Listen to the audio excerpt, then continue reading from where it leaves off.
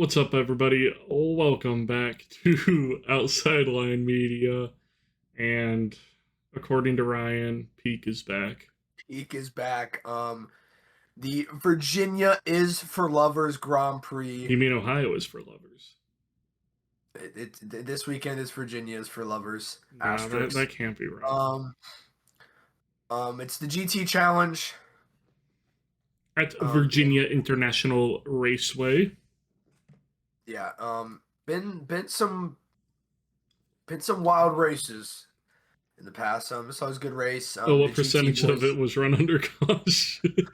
They always love having chaos at these races, and we're very excited for. Well, I know I'm very, very excited for it. I'm sure Patrick is. I know Patrick's really excited about this first piece of news we're going to talk about. A couple before the race. Random Vandals.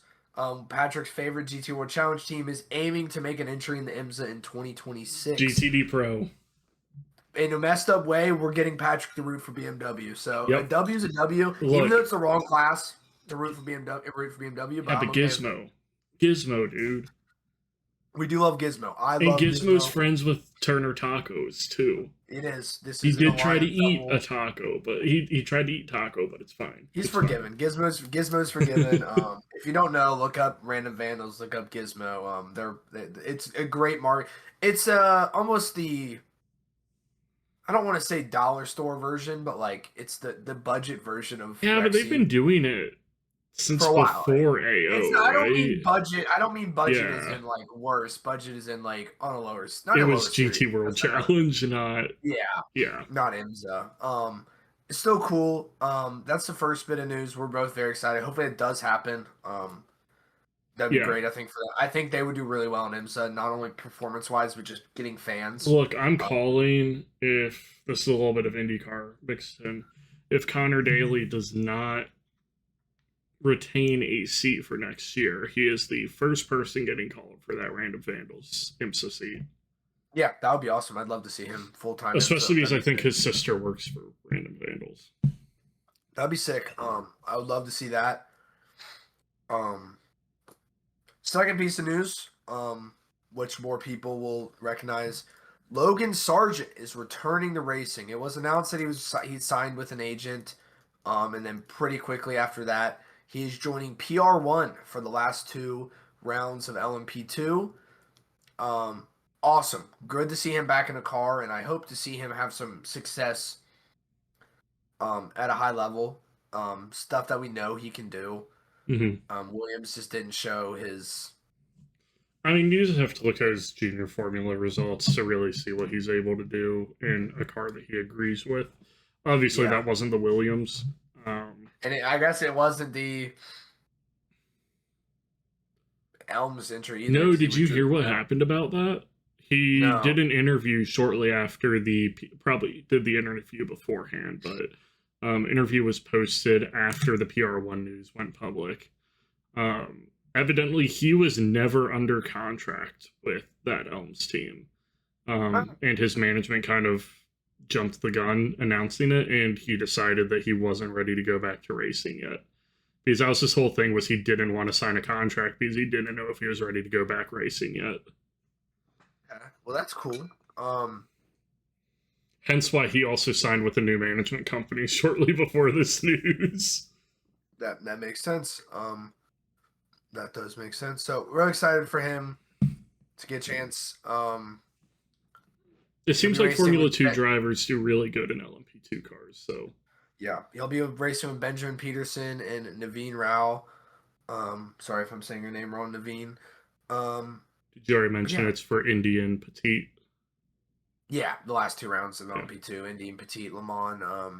Hopefully this leads to a full season drive next year. We'll see, obviously, what he wants to do and how he does. But definitely will be something to watch for. It seems like he's kind of focusing in on just doing the sports car thing. He obviously tested with Meyer Shank, I believe, in IndyCar. He was at Nashville. He was at Nashville last year. Yeah, and I know he did a closed test at some point. I want to say it was Meyer Shank. But seems like he's kind of focusing in on IMSA. I could definitely see him being a prospect for a GTP drive with one of the teams.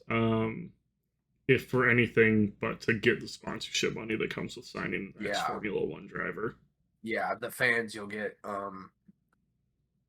Maybe AO with their GTP program swoops up Logan Sargent to be their gold drive. Do you think, actually, now that we're talking about, pro driver, now that we're talking about AO a little bit, if they get a GTP, is PJ staying in an LMP2 car or going to the GTP? Yes, I think he stays in the P2. Yeah. I think he should stay in the P2. I mean, he's dominant in the P2. I think you put Dane Cameron in for a test in the GTP. But do you really want to change the Dane Cameron, PJ Hyatt dominance that is whole new lineup in GTP? There's plenty of amazing drivers out there. Get Felipe Nasr in it. I mean, dude, you can throw money around in IMSA and literally get whoever you want. Minus like factory drivers with like really long tenures. Which is why I'm saying like Felipe Nasr or somebody. Yeah. I think he's a Porsche factory driver maybe, but my prediction is they would be with Porsche if they came into GTP. I would think they would keep that relationship, and I would think Porsche would want to keep that relationship. Yeah, you would hope so. Yeah, exciting stuff coming out of IMSA. Other things. Some BOP changes for GT3. I'll just quickly go over GTD. them. Did I say GTP? I don't know. Ball apparently. GT3 you said GT3. Spec, well, they're GT3 spec cars. Their GTDs are.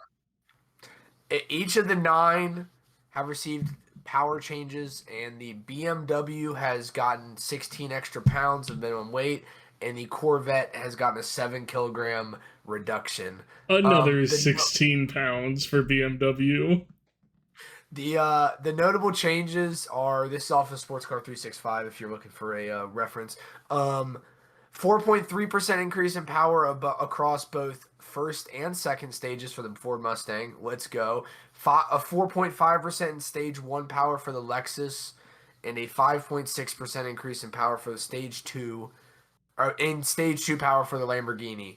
The biggest change is the BMW is getting 7.6% increase in second stage power. Holy crap. And second stage power is really important at VIR. And then there's some slight cuts to the Lambo, Mercedes at stage 1, 0.5% and 0.9%. And Corvette loses 1% in the second stages. The threshold between first and second remains at 190 and 200 respectively.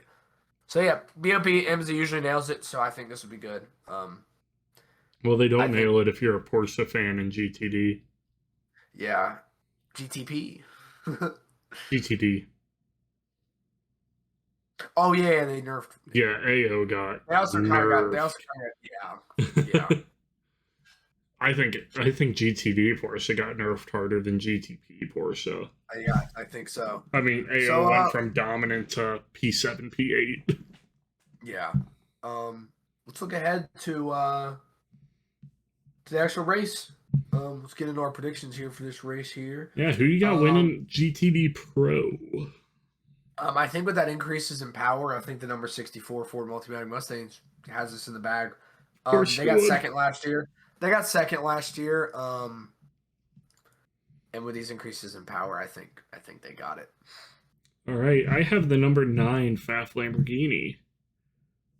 Cuts to stage 1, but increase in stage 2, and I think stage 2 is more important at VIR. Most of the sections are going to be higher speed sections on the track, so I like it. Yeah, that's just kind of my vibe. They're going to die in sector 3, but they'll be all right. They'll be all right. Who's your hit? You got hitting the apex. I have the number 4 Pratt Miller Corvette hitting the apex. Okay. I mean, you can't count out Tommy Milner and Nicky Katzberg. No, you cannot. I agree with that. I got the number 48 Paul Miller Racing. That BMW is receiving some healthy power. It's receiving 16 extra pounds too. Yeah, it's the BMW does not care about weight; it just cares about power. It also does not concern itself with aerodynamics. It does not. You are correct. Um, who is your Miss the Apex? I got number 81 Dragon Speed. They've been on a really good run of races. I think they're just going to run into some trouble here at VIR in that Ferrari. Yeah. For me, kind of You what I got- was talking about already, I've got the number 77 AO Racing Porsche.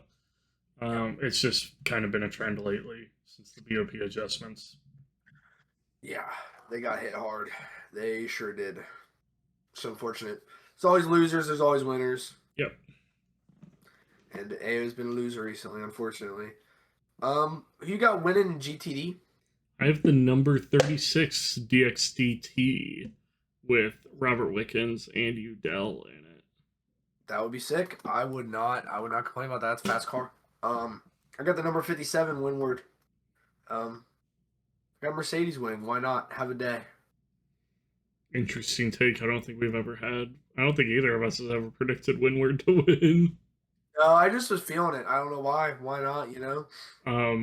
Directly contrasting my Miss the Apex in GTD Pro, I have the number 120 Wright Motorsports hitting the Apex in GTD.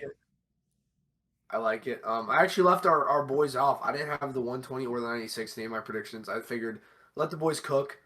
I have the number 45 Wayne Taylor Racing hitting the Apex. Okay. Why not have a Lamborghini do well? My GTD predictions are just kind of off the wall this week. I decided why not. Brother, our GTD and GTD Pro predictions have not done well the past. No, I have not. So you gotta just swing for the fences. And that's I've gotten 1 point in the past 3 races from GTD or GTD Pro. I'll say this just because it's peak. I've said this a million times. That's what I love about IMSA. You can't predict it. The ebbs and flows of the season. It's just it's beautiful. It is beautiful. He got missing. My Miss the Apex this weekend is the number 27 Heart of Racing Aston Martin. Bold prediction. An Aston Martin doing really bad. Bold prediction. I got the number 21 Trisari Competizione Ferrari. One Ferrari does well, one Ferrari does bad. Why not? Or wait, no, I have Ferraris doing bad on both. I just realized. Ferrari just sucks this weekend. It's a Ferrari. It's a shit box. Yeah.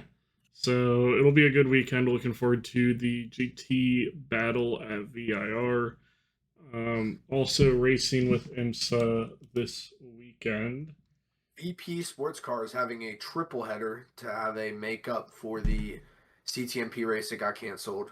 Yep, the Virginia's for Racing Lovers Grand Prix with a Michelin Pilot Challenge. MX5 Cup is going to be running, and so is Mustang Challenge. So a lot of really good racing going on all across the weekend this weekend. Yeah, this is a great weekend for racing. We also have NASCAR running at Daytona this week, and we have IndyCar running at the Milwaukee Mile. It's gonna be some banger racing this weekend. Get on your couch, don't hunker down, and don't move. It's gonna be great. IndyCar and IMSA do conflict this weekend, so make sure you get 2 TVs for this weekend. Yes, gotta have the second. These are both going to be banger races. Absolutely, I agree. If you think IndyCar is boring, you got to watch the Milwaukee Mile race. It was a banger last year. Milwaukee Mile is gonna be a good race. I'm excited. It's just short track racing. Short track racing. That's a short track racing. Short track racing. But yeah, it'll be a good weekend. Looking forward to some great racing this weekend, and have a great week. Yerp. Bye. Peak is back. The race is not going to be 50% cautions, I swear. We'll see.